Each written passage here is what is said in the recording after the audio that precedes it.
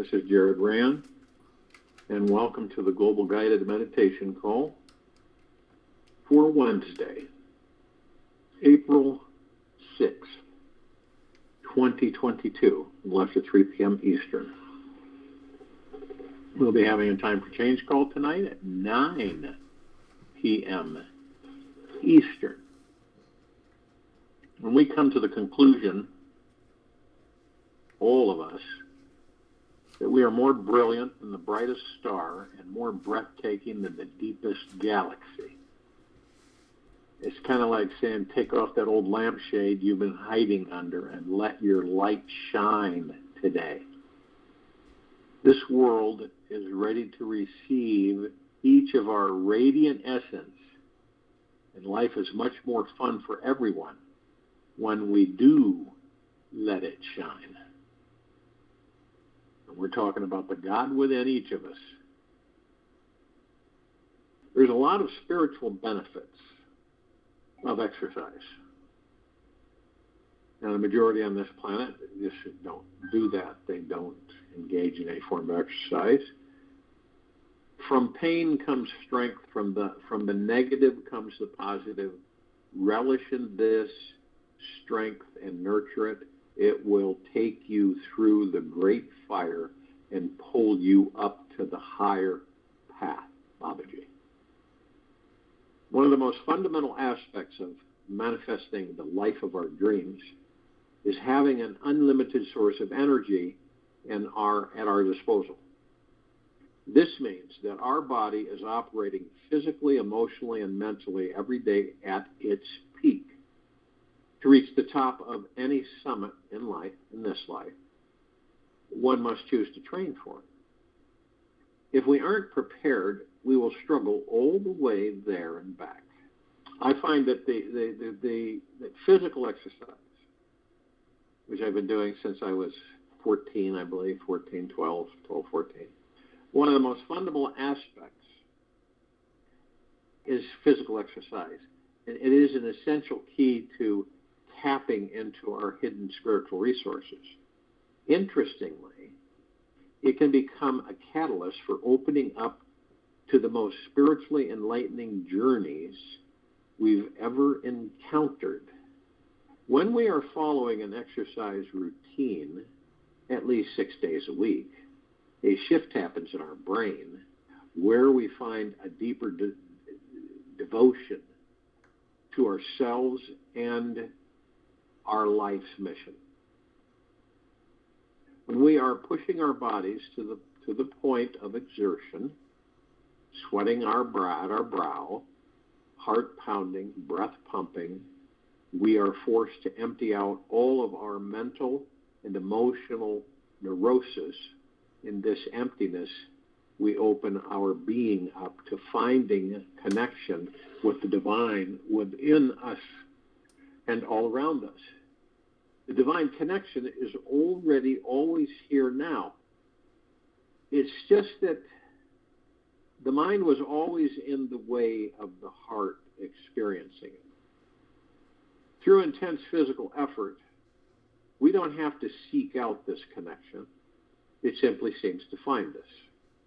We discover a natural abundance of energy from within it to create anything in life that we desire. The mind then no longer yearns to hang out in the land of overanalysis, insecurity, lethargy, or emotional constipation. We discover a natural abundance of energy from within to create anything in life that we desire. The mind then no longer yearns to hang out in the land of overanalysis, insecurity, lethargy, or emotional constipation. Our energy is too high for that, and our consciousness simply requires a new dimension to play in, a profound joy and excitement for simply being alive skyrockets our lives through our agendas in the coming months ahead. We begin to naturally expand our perception of what we are capable of and suddenly discover ourselves as the divine cosmic beings we truly are. The most beautiful thing we can experience in the mystical is the mystical. It is the source of all true art and science. The most beautiful thing we can experience is the mystical. It is the source of all true art and science. Albert Einstein. Great things in this life often sound too good to be true at first. We've all said that at times. This is too good to be true. The rapid movement of blood rushing through our brains will force our entire perception of reality to expand into a spiritual dimension. The only reason we haven't noticed any spiritual side effects from exercise in the past was simply because we weren't putting our attention there. We were not aware that exercise was a spiritual experience. Once we accept that it is possible, there is no place that we cannot find a spiritual experience in our lives. By owning the reality that exercise is a powerful way of increasing our energy so we can burrow through the mind and find a deeper spiritual connection, then it becomes effortless to come up with more reasons to make it a constant priority. When we learn how to move our bodies with pure intention, holding a specific goal or vision in mind, it's as if this entire divine machine starts working towards the manifestation of the experience we desire. The perpetual exertion of the breath hypnotizes us to expel all of our mind's garbage, releasing it and surrendering into a deeper alignment with our cosmic nature. It naturally happens after about 45 minutes or so that the mind simply expands and we start seeing and feeling into our life purpose, knowing that is much bigger and more amazing than we will ever know. Exercise used as a method in expanding consciousness is perhaps one of the most fundamental health secrets of the 21st century. The endorphins that flood our brain create the most authentic sensations of gratitude and appreciation for the simple things we have once overlooked. Divine inspiration becomes a constant river behind our every desire, and the great source of creative energy fuels the fire behind our every thought. We seem to step aside and witness the spiritual being living its life through us. I found that one of the greatest unknown benefits of daily exercise is that it forces fear to have less of a grip on our minds and hearts. Exercise almost acts as a protection agency that blocks the dark intruders from tormenting our souls. The more often we flood our brains with these happy, feel-good chemicals that one workout provides, the harder it becomes for feeling of lack, negativity, and poverty consciousness to sneak its way inside. Negative thinking simply cannot get its foot in the back door of the mind while our sweet golden heart is pounding with aliveness, feeling the new energy blossoming within our soul. Not only does God play dice, but he sometimes throws them where they cannot be seen. Not only does God play dice, but he sometimes throws them where they cannot be seen. Stephen Hawking. There is nothing so sexy and instantly gratifying for raising our vibration than pumping a plethora of oxygenated blood through our heart and brain. There just comes a point in one's spiritual journey through life where perpetually resting in lotus pose just cannot reap all the amazing rewards that the ancient yogic textbooks once portrayed. The valiant meditator within us needs something catalyzing and invigorating to balance out the overly mantrified mind. So some half yogic lazy lifestyle, or some half yogic lazy lifestyle. Our soul chose to live in a body because it needs movement, oxygen, energy, and the breath of fresh air to open up the cosmic valves and reach into the next dimension. Laziness can happen to the best of us. Whenever we spend an excessive amount of time sitting around, taking long lunches, going out for coffee, hanging out in meetings, or tending to the kids all day, or laying around on the couch in a horizontal daze, we slowly sink and fall into deeper lazy haziness about our lives. The sharp side of the sword's edge tends to dull, and our manifesting engines start to get rusty. When you're on the verge of failing or falling into your couch, or just have a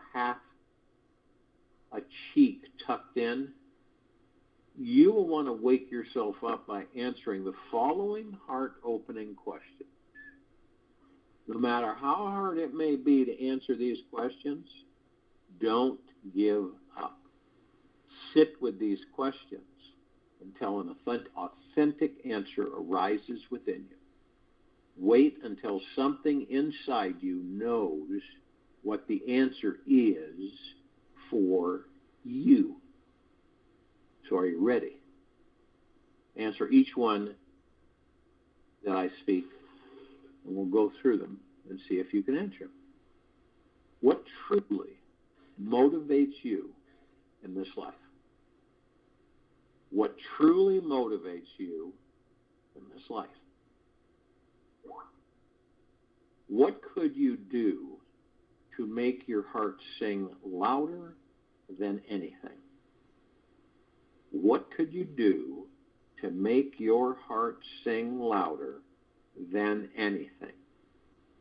What makes you the happiest to think about right now? What makes you the happiest to think about right now? What is that one thing that you absolutely cannot live without? What is that one thing that you absolutely cannot live without? What is that one thing you know you need to stop doing yet cannot? What is that one thing you know you need to stop doing yet cannot? Once you find out what truly excites you in this life and what is blocking you from creating that, you've done 95% of the work. It just takes a consistent, trusting intention to take daily action. Very soon, you will springboard your life off the path towards lazy land and on to the sacred highway to spiritual exerciseville. It really doesn't matter if you're overweight, tired, sick, broke, or always have felt challenged by the idea of exercise. Just remember one thing. Those who move their body tend to enjoy being alive much more than those who don't. move it, and decide to groove with it. Perhaps you think it's too late, and you've already sunk into life's cosmic couch crevice and are unable to escape from its cozy grasp. Your life has reclined into a permanent solution or slouching position. It's best that you start with doing something radical and amazing. Unplug the TV. Even better, you'll see your whole life change if you put it aside and trade it into the Salvation Army for some new walking shoes. I guarantee you, you will not regret it. The secret here is to look at your life and remove those major time energy drains which are distracting you from increasing your vibration and consciousness. Life isn't about waiting for the storm to pass. It's about learning to dance in the rain. Vivian Green. When it comes down to the rubber actually meeting the road, it is good to know that we are all truly motivated by two things, love and fear. We are motivated to avoid the life we know is more painful, and motivated by a vision that inspires us and makes us feel good about doing what we love. Strong emotions may rise when we see a movie about a happy, fit, successful person who exercises, and a film about a sad, gluttonous, struggling, broke person who refuses to leave the sofa. We need these extremes to help us find the middle path, where we can transcend all our blocks, hesitations, and insecurities that have been following us for lifetimes. One of the most empowering things any of us can do this week is to devote a day to find out where your excuse saboteur lives. Get to know it intimately so that it cannot speak without you knowing it's talking, nor sneak in your back door and pull you out for an afternoon cocktail while you're getting on your running shoes. The big secret here is to find out what pulls your saboteur out of hiding. Who triggers it to come out? How often do you catch yourself creating new excuses? What actually truly motivates you on both the fear and love extremes? More amazing questions to sink your brain into. Don't come down on yourself. If you are one who has a major resistance to exercise, most of us are hiding behind the guise of our friendly saboteur who is mucking up some part of our life from the inside. It's that stubborn, hard-coded voice that puts us down and tends to overjudge us for any small lack of motivation in this life.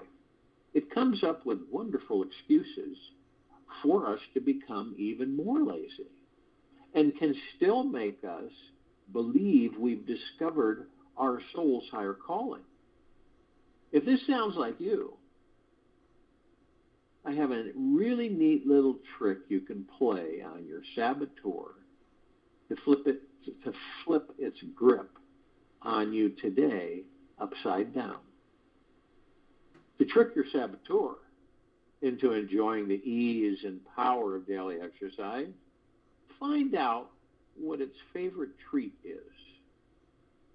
What makes it quiver with eagerness and elation? It may be something unusual, like a healthy snack, an old TV show, time with a good friend shopping at the mall, or a hike alone through the forest. Whatever it is that you most love to do, that makes you feel more free, excited, and jazzed about life on every level, no matter how healthy or unhealthy it may be for you, simply allow yourself to have it after you have done a week of exercise 6 days in a row. When you can train your saboteur to wait for 7 days to get its special treat, you have conquered one of the most fierce aspects of your mind. The more often you make sacred this 7-day commitment with yourself, and that you absolutely never break this promise, you will find that you become unstoppable in all that you decide to do. The saboteur loses its power to try and fill that empty space inside you with something tantalizing, temporal, superficial, and it is truly ungratifying to the soul. The real treat always happens when we get excited about our spiritual connection. Then it's truly effortless to create more time for the things which really do matter.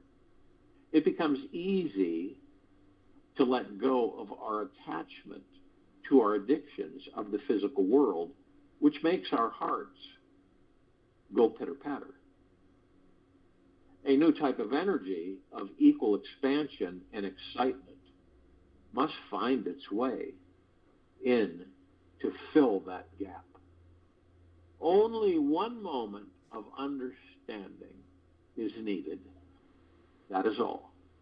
One moment, and you realize you are the Buddha. Osho. If your saboteur has a permanent seat embedded in your inner couch, and it's always asking you what counts as exercise, it's time to set things straight. A good rule of thumb is that if you're not breaking a sweat, you haven't started exercising yet. If your heart rate is not up, you haven't the energy to pull yourself out of a rut.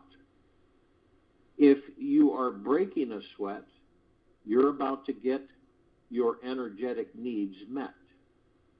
Break a sweat for 25 minutes a day, and you'll discover life feels like one glorious long roll in the hay. One of the greatest things that I love about exercising is how amazing I feel after it is done. The jubilant, elated feelings from our natural chemical releasing endorphins catapults our perception of reality into a higher dimension of consciousness. From this higher state of mind, it's easy to know the answers to life's hardest questions and how to manifest everything we want in this life with joy and effortless ease. Another great thing about exercising is that it strengthens our ability to control the mind. After 1 week of daily exercise, we have to rise above our lazy ego and show it who is truly in charge. I think after about 1 week, you'll be shocked at how quickly that old lazy gremlin inside is mysteriously motivated to get out the door and lead the way to the park or local gym again. While your favorite music is pumping, your joy valve is blasting open, and the connection to spirit is right there in front of your nose. You feel unstoppable in all that you do. Doing 6 days of exercise in a row, you have just discovered one of the most powerful, obvious, and yet valuable secrets to skyrocketing your manifesting abilities. Exercise is the means to tap into a super energy source. Because after a week of working out, the body begins to believe you truly require more than the usual amount of get up that hill and start looking for these connections to extra energy reserves. The more energy we burn, the more octane the body seeks to burn. We naturally open ourselves up to finding that abundant resource of energy we never knew we had. At the center of your being, you have the answer, you know who you are, and you know what you want. Lao Tzu. If you don't know what type of exercise you should do, listen to what your body needs. There are so many different ways to exercise the body, and to explain them all and how they each benefit you, we would need about 1,000 photos, books, and videos. If you have a large 5-inch circle of fat surrounding your stomach, sit-ups would be a good place to start. And any cardio movement will do. When it comes down to the basics, your body simply wants to pant, breathe deeply, and move. Do whatever feels fun for you and gets your blood and breath moving rapidly in and out every day. Whatever exercise you choose, just make sure that you incorporate some stretching, gentle warm-up movements before and after your sweaty workout. This will ensure that you don't pull a muscle or attract an injury. We want you super healthy, and it's great to use up this quiet time to tap into the greatest spiritual power hidden in the resources of your being. As you stretch your body, relax into the mind, into your mind. Use your body to liberate your mind and to transcend the thinking completely. Stretching is the perfect time to set deep intentions for what you want to visualize and see manifesting in your life as your blood and breath are pumping hard. It may be foolish to ignore listing the pages of benefits that daily exercise has on our minds, bodies, and lives, yet one of the most valuable reasons that I've found to working out is that we start to feel unstoppable in anything that we set our mind out to do.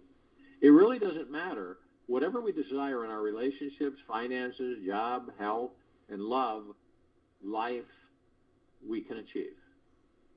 Anything we focus on can become ours, and with access to an extra supply of energy, we can find that extra power we need to break through our limitations and reach any goal. The more consistent we exercise, the more we will feel the increase in energy and expansion of consciousness. I find it's most effective to exercise first thing in the morning if possible. At this time, the spiritual doors are easiest to access, and the earlier we pump up our energy, the more we can benefit from it throughout the remainder of our day. After you get over the first initial hump to getting on your new workout outfit and walking out the door, you'll see that it becomes something you look forward to each day. The more consistent we are with the timing of when we work out, we may find we are missing out on our sweaty routine, even if we should be a few minutes late. Soon we will stop having to motivate ourselves to work out, and our body will naturally want to motivate you. This self-driven, naturally motivated energy is one of the greatest benefits to raising our energy and awakening the sleeping, manifesting power within us.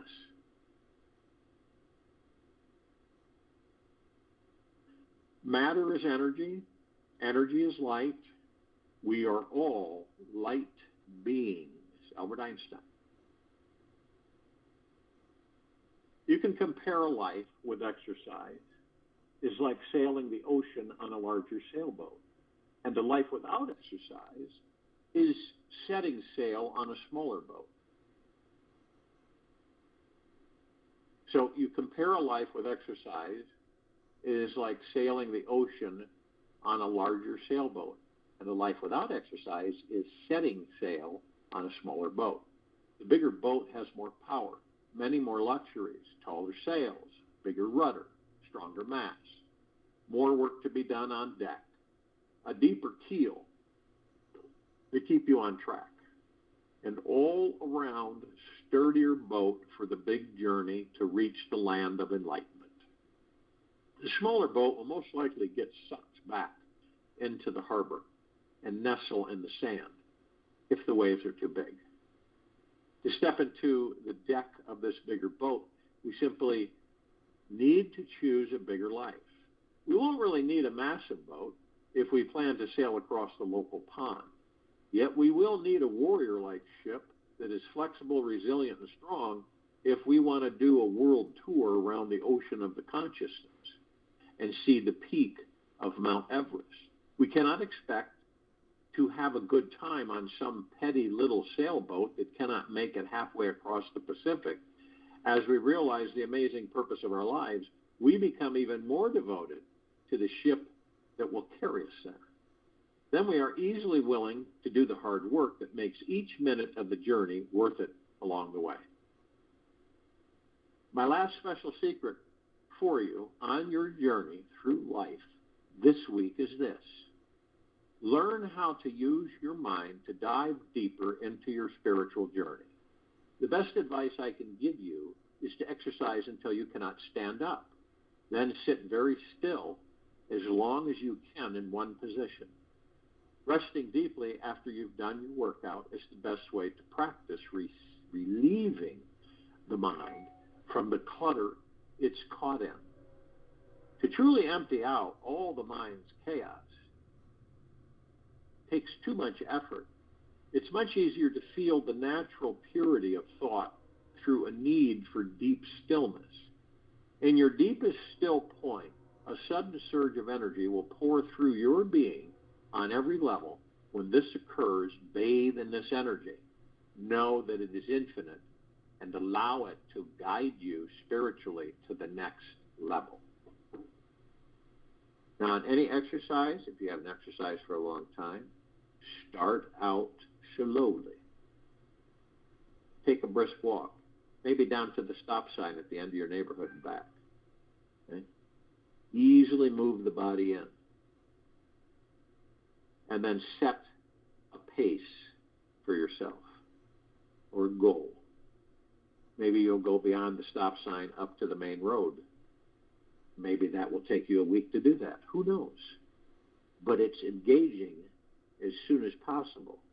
Because as soon as you start doing it, at first, that ego mind will try to stop you.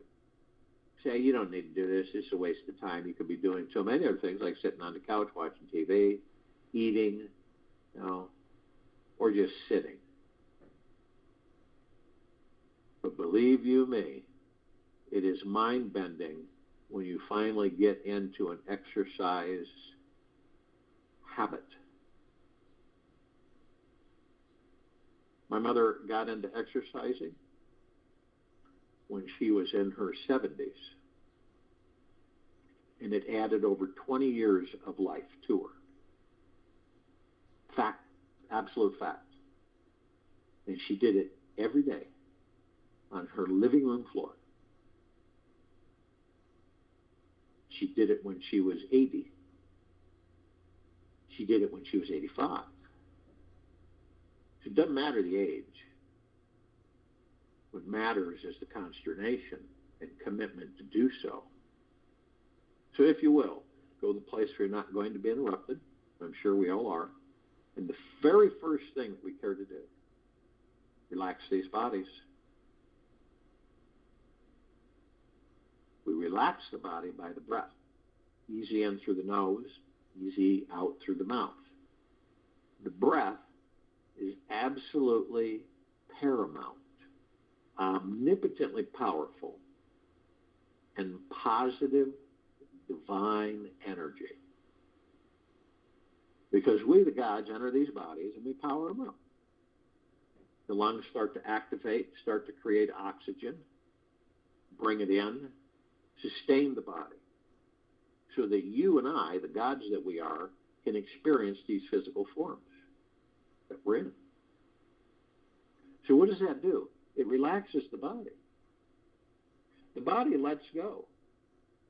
You doing this, leave your mind, your ego alone. You don't interact with it.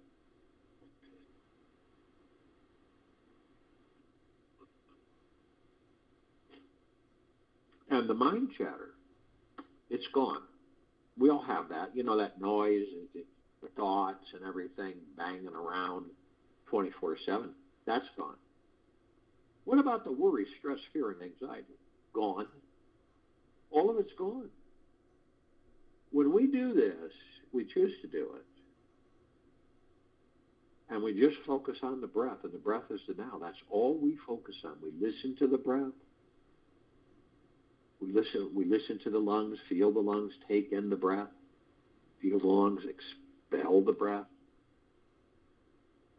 And we move into this, it's kind of a void or a vortex.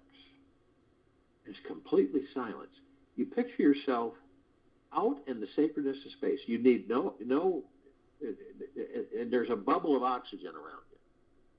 And it's completely dark, and it's completely silent. There's nothing to hear. You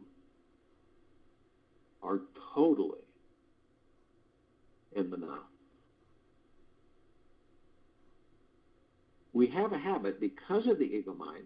The ego mind does not follow us into the now because it knows that if it does, it won't exist. So you can see why we are literally in a tug of war with our ego mind to stay in the now. Now we're exposed to a lot of things. And to be very gentle, kind, generous, and humble with ourselves is paramount, as well as being in the highest of the highest high, the deepest of the deepest deepest, and the purest of the purest purest, eternal gratitude at all times. Now we ourselves put out 60,000 plus thoughts a day. Right? Because we send our thoughts. We create our thoughts, we send them out to the universe. And it doesn't mean we know every thought that we send out, because we don't. See, that's where the surprises come in our lives. Because we sent a thought out to the universe answered it, and then we think it's a surprise, right? We think we're caught off guard. But in actuality, we created that thought, moved it into form and into the energy, into reality, and then we experienced it. Now, not only that, we have tens of thousands, tens of millions, billions of thoughts flying by like clouds in the sky, all day, 24/7. These thoughts, about 99%, 99.9% of them are not ours. They're everyone else's who's ever been on, in, above, and below this planet. And they fly by. And here is where the ego mind gets us, because we will be in the now, and then we'll reach out, and all of us do it. None of us are exempt from it. And we'll wander off. And it's not like at first we don't catch ourselves. We just wander off. We're out of the now, and we're off somewhere on these thoughts. But we now know that when we find ourselves in this, we just say to ourselves, I'll focus on my breath and I'll be in the now. And you will 3,000% of the time, every single time.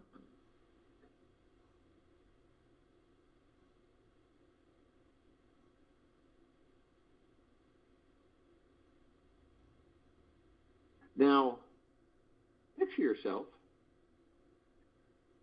and this is all connected to these thoughts, standing on a center path. You're bordered on the left by the past, and on the right by the future. Your center path that you're on is the now. You're focused on your breath. You're in the now. All the chatter, all the noise is gone. You're in that beautiful vortex. You notice, as you look at the path on the left, which is the past, which is dead, which is gone, right? You notice that it's very worn. And you notice the path on the right, which is the future, is very worn. You notice the path that you're standing on the now looks brand new.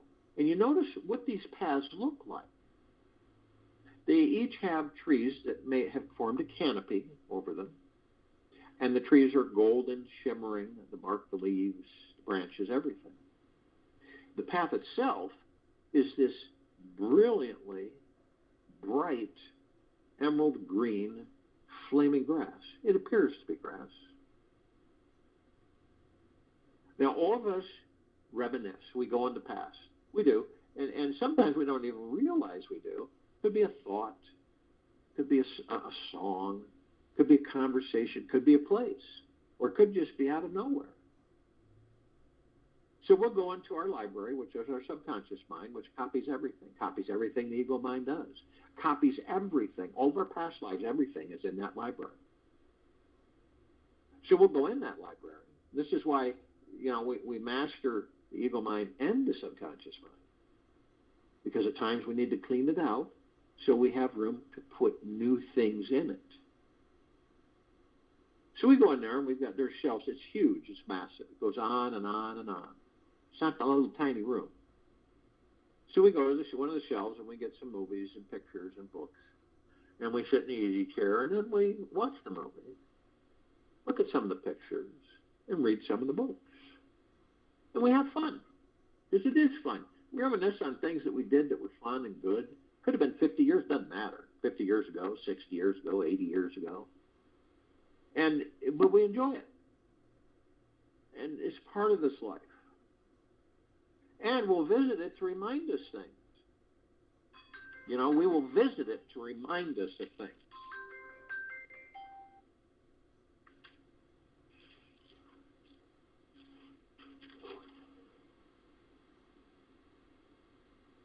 But we don't stay there. We will put everything back on the shelf, turn the light off, shut the door, and move forward in this life. And some of us will stay there. I don't believe that it's consciously. I believe it's unconsciously. But we stay there so long that we end up taking that past, we bring it into a future that doesn't exist. We create that future from that past, and we relive that past and that future. And this is why a lot of people will say, no matter what we do, we always end up here. Now, all of us go into the future. Now, we don't know that in the now we're creating our futures. So we get antsy. We get hurried. We get fidgety and impatient. So we want to know things, right? So we go into the future. And we want to know when things are going to happen in our lives. We want to know a lot of different things at times during our lives.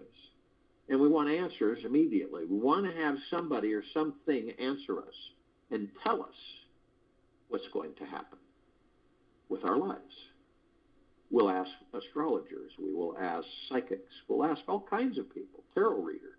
We'll ask them, where do you see me in a year? When am I going to have enough money to enjoy my life? When am I going to meet my lifelong romantic partner? When am I going to get this new house? When am I going to, and it goes on and on and on. Now, sometimes we're told, and we say, oh, this is great. This is wonderful.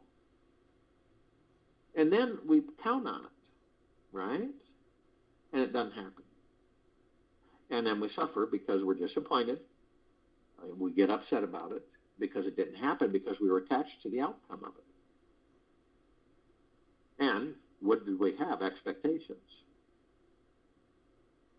Let's just say that you get something, right? You buy something, or you come across something, you're given something. And you have high expectations for it because it's been built up, and you've read things or whatever, or someone's told you, and you get it, and it's a letdown. It's a disappointment. And it's nothing that what you thought it was going to be, and the expectations and attachments to the outcome of having it were. So this is when we suffer. We attach ourselves to these things. We have expectations.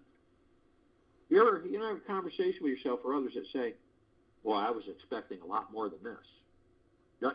That sound familiar? Yeah. Wow, I'm really disappointed. Yeah, see. And this is where we suffer. We just really, we become disappointed.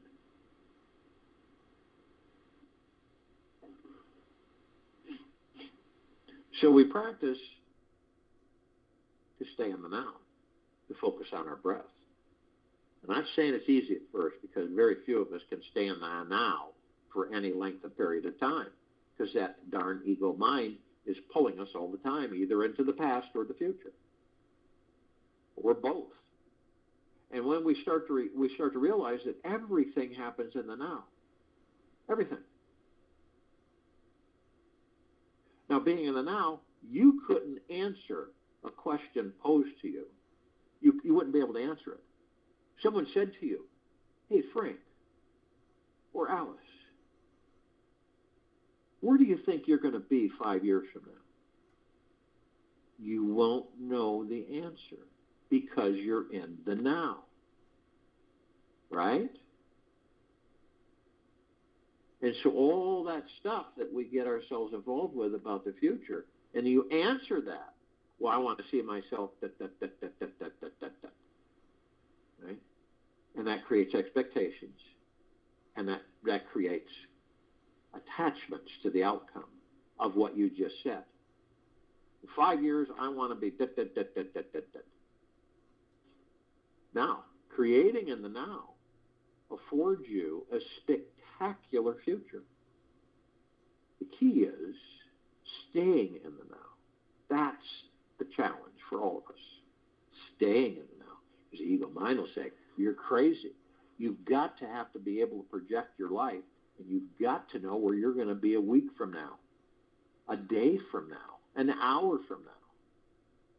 And that's when we're seduced into suffering. See? Expectations, attachments to outcomes.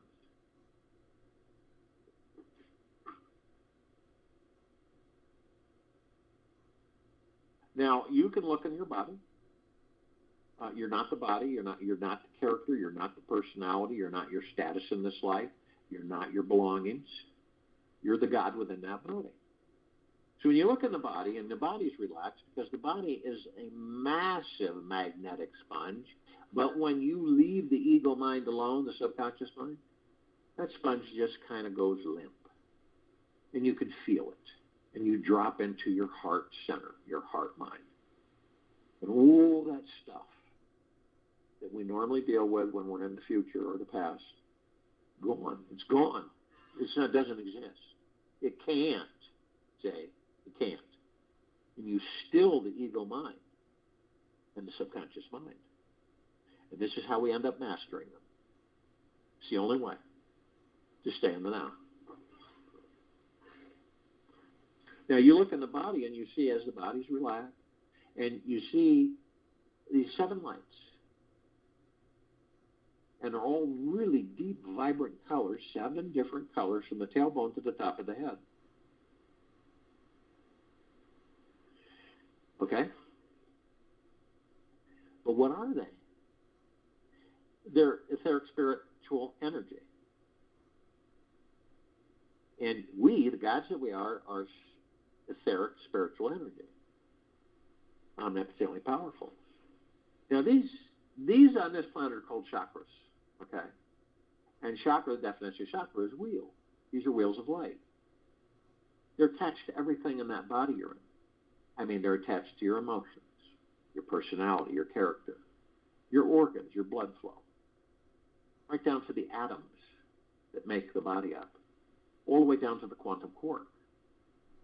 You see, since we have amnesia and we don't know who and what we are,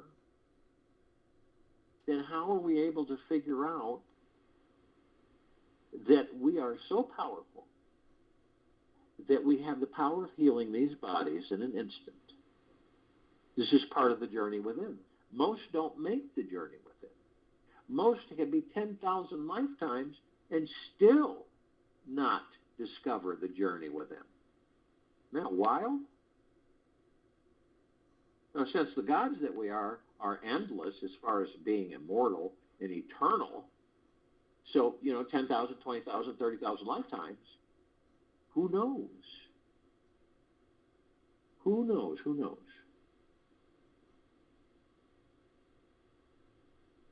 Now, none of us are separate.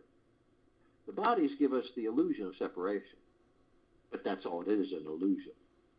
So parts of us are, 9,000 billion light years away, but still one. So all of us, this is basically all the light energy beings and all that there is, ever has been, ever will be, ever beyond, and forever. The numbers that we are, the closest we can come is to say Googleplex, right? Googleplex fills this universe with not even a square inch of sacred space to spare. These are trillions of Googleplexes from trillions of universes from every direction.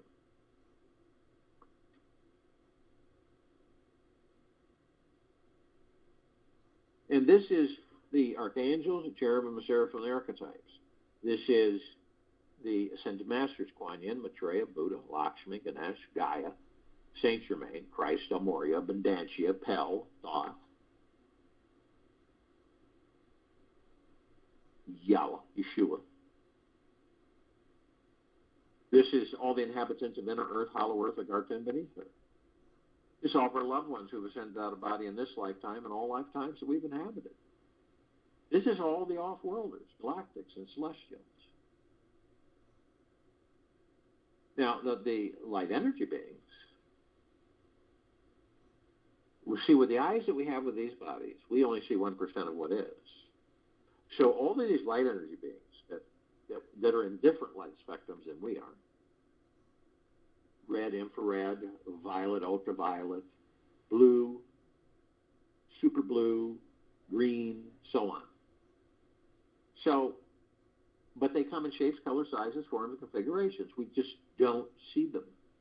But there is a group that, part of this group, these bodies we're in, we rely on this part of this group intimately. It's the fairies, the sprites, the elves, the gnomes, the dwarves, the trees, the trolls, the magics, the elementals, earth, air, water, fire, ether, wood, the mermaid, the dolphin, the whale, the pegasus, the unicorn, the centaur, and the minotaur. Now, ask your body, the body that you're in. Can you sustain me, the God, without air, without water, without fire, without earth, without ether, without wood? And the answer is a big no. We would be forced to leave these bodies.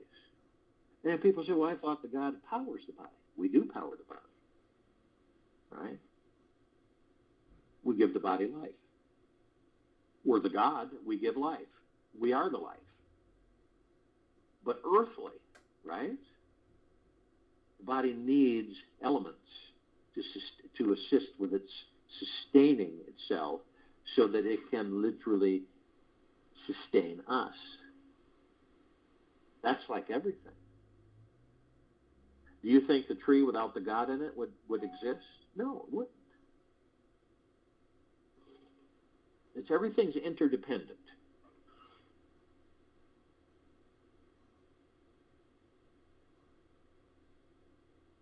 Now, the ascended masters, they've ascended into physical form. They have mastered physical form. They have ascended out of physical form. They hold pure consciousness God form.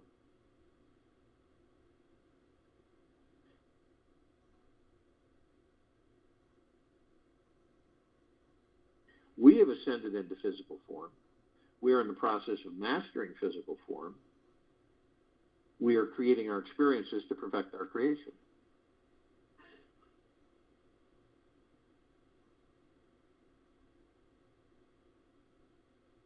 Now, the archangels, cherubim, the seraphim, the archetypes, they are a civilization and vibrate at a different frequency than we do.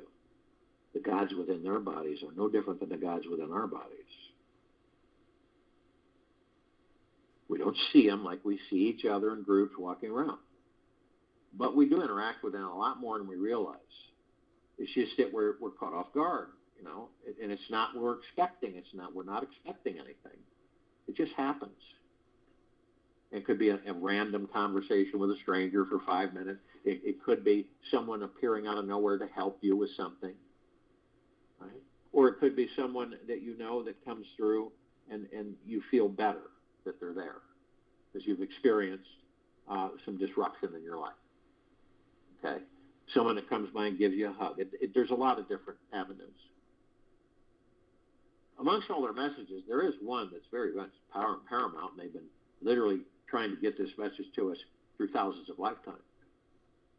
And it really comes down to is that, isn't it absolutely magna glorious, stupendous, splendiferous to be alive in these bodies? Because we don't see, and we all know this, we have amnesia. Because when we enter these bodies, we were zapped. Our gods were zapped with a high electrical force, so that we enter these bodies, we don't remember.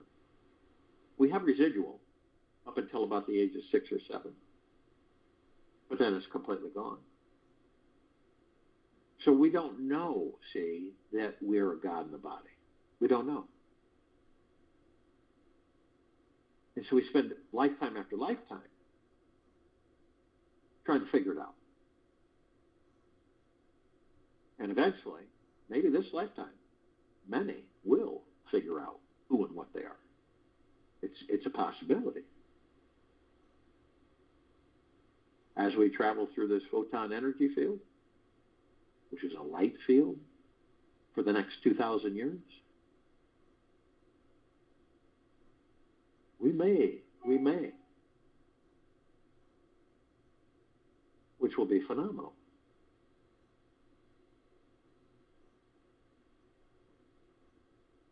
But you see, we take it for granted because of that, and we believe that the body is all there is, and that outside there, in the material physical world, is all there is. And that we get entrenched in it, and we get literally ensconced and absorbed. And our journey is always outside of us. It's never in. And this is why we miss so much. And we get so confused, and we don't fit in, or we don't feel comfortable, or we don't feel we should be here. That's why. All those things. Because we really don't know who and what we are. To be in these bodies, to feel the breath, right? The lungs expanding, taking in the breath, walking on a really beautiful sunny day, which is the God that I am. And you start understanding, sitting on a bench in the woods and just taking it in, taking in a part of you. This is where the road, the journey within, is at. Everything is spectacular. Every single step we take is spectacular. Everything we experience, believe it or not, is spectacular. Because we're in these bodies. The tree for generations, they said the tree is life. Not so. The God is life. The God gives everything life. The tree, the God enters the tree, the God gives the tree life. The earth, the mother, helps that tree sustain itself so that we can stay in the tree to experience it, just like we do with these bodies. It is just another form.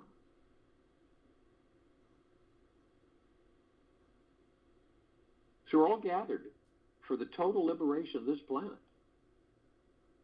On it, in it, above it, and below it. And we're in full compassion, non-judgment, non-ego, non-negativity, stillness of mind, gentleness, kindness, generosity, and humbleness, tranquility, benevolence, prosperity, abundance. And we're all one, and we're all God, and we're all love, and our God force, love, light, energy is in all that there is, ever has been, ever will be, ever beyond, and forever. It continues to intensify, grow, and expand. Now, we immediately form a massive white fire circle of light around the equator of this planet Earth, Gaia, Arya, and this now. This light emanates from the pure love that we're made of and from the God, the kingdom of God, the heaven, inside these bodies. This is the highest of the highest high frequency.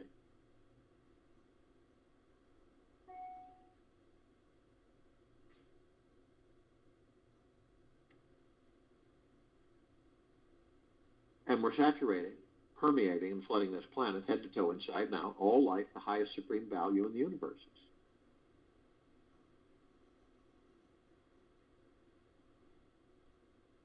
So we begin to ascend above the planet. We're immediately met with this massive ocean of glitter. Now, it's not like an ocean we would figure on this planet if we were to see it on this planet. It's way beyond that. So we come up with a way to describe it for ourselves. And so we have this massive grand finale fireworks display that far exceeds anything we've ever seen on this planet. We have a massive laser light show grand finale display, way exceeding anything we've seen on this planet. And then the ballroom globe. We're familiar with those. It's a little globe with mirrors, and then it reflects all light shined upon it everywhere. Because this one is about 1 trillion times bigger and 1 trillion times more intense. So what we do is we combine all of these into one massive crescendo. And that comes about as close as we'll get to describing the ocean of glitter. Now, we're curious, all of us, so we seek out the reflective points, which are everywhere. And we notice these little tiny microscopic, perfectly etched mirrors, and we enter them, and we discover that all of us, everywhere, and all that there is, ever has been, ever will be, ever beyond and forever, are learning and teaching. We're teaching and learning each other, always, everywhere. Now, of course, it's easy for us to get distracted, right? Because of this external physical world, this physical reality outside of us. But as soon as we decide to take the journey within, we discover this, that all of us are part of all of us. We are all of us as part of all of us, and everything and nothing. So you could look, and you could literally know this. When you go into silence and you focus on your breath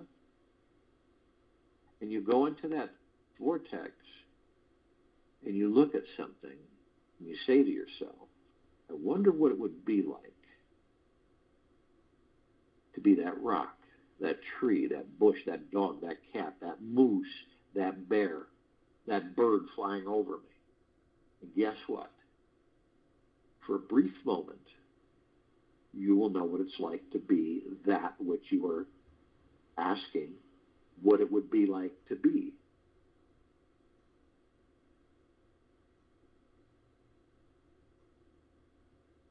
We're immediately met with the emerald green flaming healing light of Archangel Raphael. This is a column of light that we created, the gods that we are, to remind us all that we are the power of healing. We are then met with the violet, blue, purple flaming light of Archangel Michael. This is a column of light that we created to remind us all, the gods that we are within these bodies, of our omnipotent power, strength, and resolve. We are then met with the white fire. This is a column of light that reminds us all that from head to toe, inside and out, we are imbued with a white fire armor. This armor is way beyond any armor on this planet. And the armor emanates from each of us, the white fire, the love light, the purest of the purest, pure, highest of the highest, highest vibrational frequency. Pure, deep, eternal love. It's impenetrable. The number of lower dark matters, 5 matter frequencies, no attachments, no demon possessions. They can't come near to us. Because if they do, they'll vaporize. They know it, so they stay away. So we're always protected, 24/7. Yet, only you have the power that if you decide to lower your vibrational frequencies low enough, whether consciously or unconsciously, through what? Anger, hatred, fear, greed, revenge, hurriedness, envy, jealousy, you will create a breach in your white fire armor, enough so to allow lower dark matter, 5 matter frequencies come flooding in. And of course, we know that when we do this and we catch ourselves, we know that there are possibilities of demon possession, attachments, all kinds of things can occur. But if we do decide to do that, we're immediately met with a double column of light. The first part of this column of light is the purple transmuting flame. We created this part of the column of light to remind us all we can bring in the purple transmuting flame. We can transmute all these lower dark matter, survival matter frequencies into neutralized substance, sending them to pure consciousness where they are no more. The second part of this column of light is the violet ray.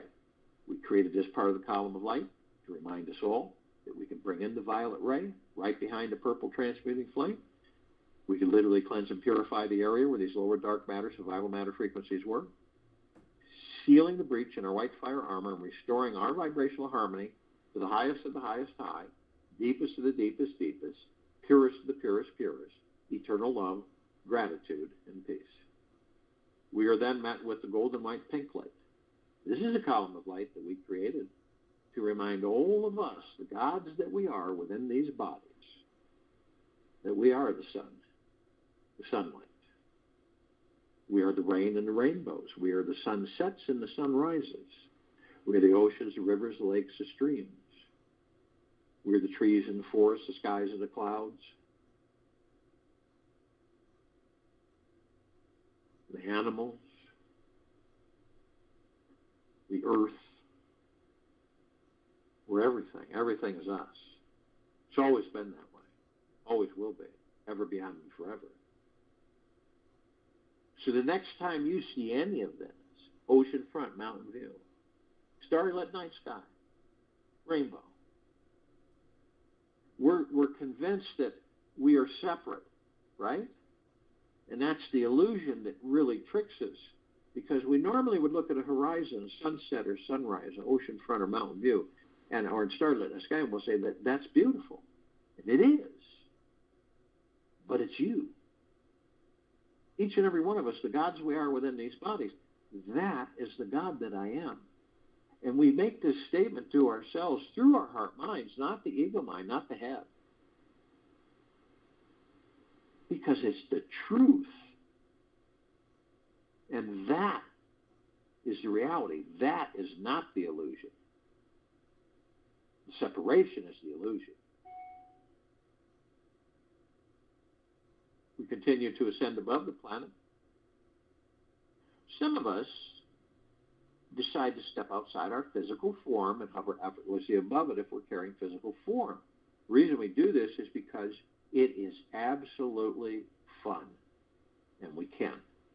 We come into full contact with this massive crystalline light tower. We created this tower. It's larger than the solar system and beyond. In the center of the column, we see this massive oblong sphere. In the center of the sphere, we see this golden white bowl of light. In turn, it is surrounded by numerous multicolored rings of light that seem to go to infinity and beyond. This, in turn, creates this super bright white misty cloud that is sparkling like nothing you've ever seen before.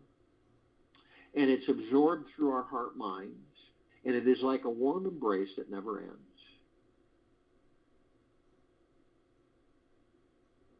Now, we discover that the golden white bowl of light is the highest of the highest high, deepest of the deepest deepest, purest of the purest purest, eternal love.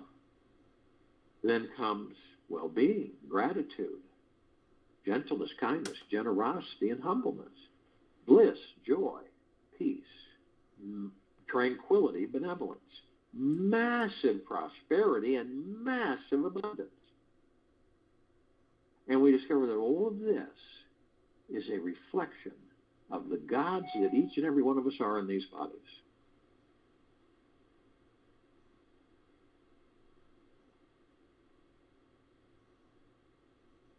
Now, at the top of this crystalline tower, we designed it so the golden ocean can come cascading down 360 degrees, infinity, and beyond, as it's doing right now. What is this ocean? It is pure, deep, eternal love. And it's saturating, flooding, permeating this planet and all life, the highest supreme value in the universe is on it, in it, above it, and below it. All of us are drops of this golden ocean. We also hold the essence of this golden ocean. Golden ocean is the drops. Drops are the golden ocean. The only illusion is separation. We see our meditative sphere. It's at center circle. We all created this sphere over 4 years ago. It holds nearly 1,900 of our meditations in perpetual motion. Every day, for over 4 years, every day, 7 days a week, sometimes twice a day. Hundreds of millions of us on and off world consciously aware. Consciously aware means that all of us know that we are of and from the highest of the highest high, the deepest of the deepest deepest, purest of the purest purest, eternal love.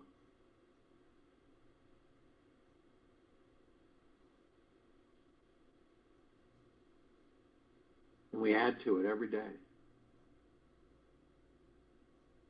And it's saturating, flooding, and permeating this planet head to toe, inside and out, with this absolute love. You can see the dark matter. It's a mist. It's darker than any black you've ever seen. And it's evaporating from the planet. You can see it everywhere, on all surfaces, on everything. It is being eliminated. By what? Deep eternal love. Where is it? It's you and me and all of us, the gods we are inside these bodies. It's all of us. It's our decision, the gods that we are. Always has been.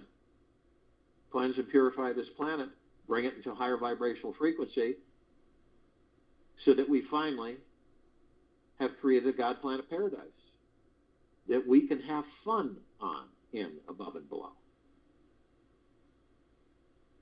That glows eternally with 8 billion, not including 8 billion gods, not including all the other ones housed in all the other forms. Some awake, some asleep.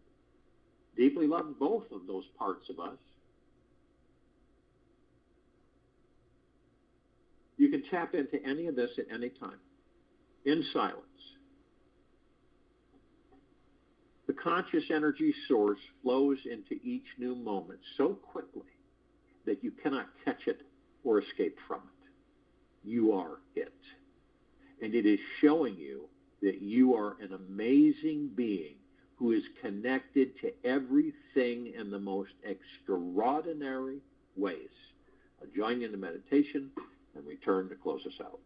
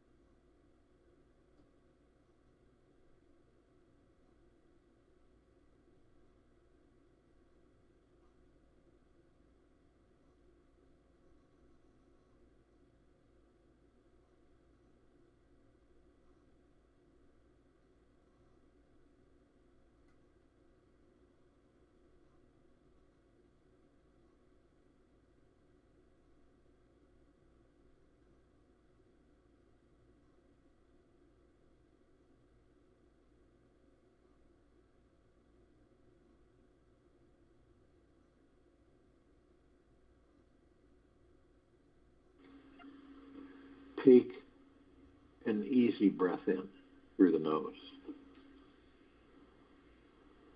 And an easy breath out through the mouth.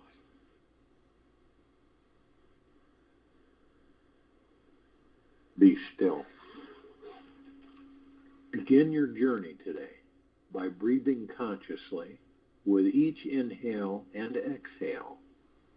Feel the life living inside you. Breathe and feel the air moving in and out continuously. Notice that it does not stop.